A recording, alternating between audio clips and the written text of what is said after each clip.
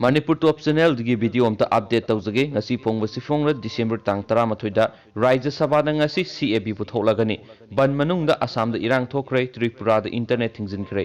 Lok Sabha na ngarang athengba pass tawkraba Citizenship Amendment Bill CAB 2019 hayeng Rajya Sabha da putholagani wathok oiraba bill asi nungthilgi pung ani tabadagi khannaba hogani aduga numidangi pung 10 tabada vote launagadori Rajya Sabha da vote launagadoriba apunba MP masing saniga nifugi manungda NDA na sama kuntrani thoi leiba maramna bill asi suksoi soidana pass tawkhigani Constitution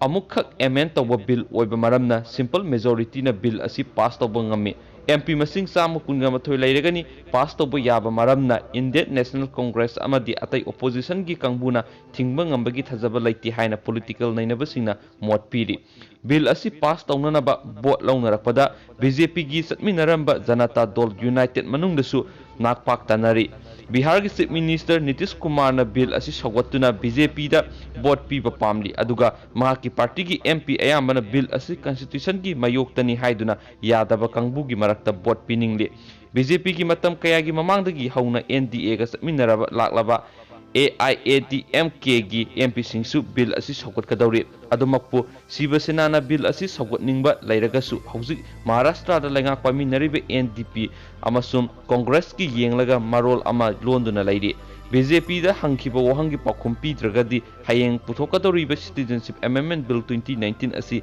Shiva Sena na sawat loi haina minister su oiriba Shiv Sena gi luching Udup da train ngasi paumising da phungdokhiba laikhre oirakliba phibam asi mayoknanabagi damak BJP na independent MP sing amasum regional party gi MP amamam anini leibasing khomjinna bo khonaba khumang soksina sangsinba ngamliba maramna hayengi bot launabada bill asi pass tawkiba yabagi phibam da iraida lairi amaramda laiba asigi awangnong poklamdam da Citizenship Amendment Bill pusilakpa yaroi haiba nosogi khongjang maram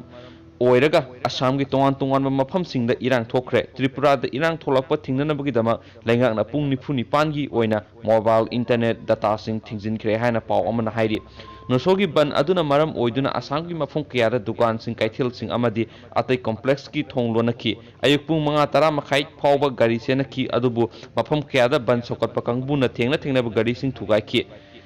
Sabua da thokpa tongan ma thagdo anida Sabua police station ki officer in charge soki National Highway number 37 da khamduna thambak CRPF ki gari ama nungna thaduna thugaikhe atopa thagdo amadana Indian Air Force ki gypsy ama nungna thugaikhe pot thanna yawba truck ama sumai thadokhe truck adu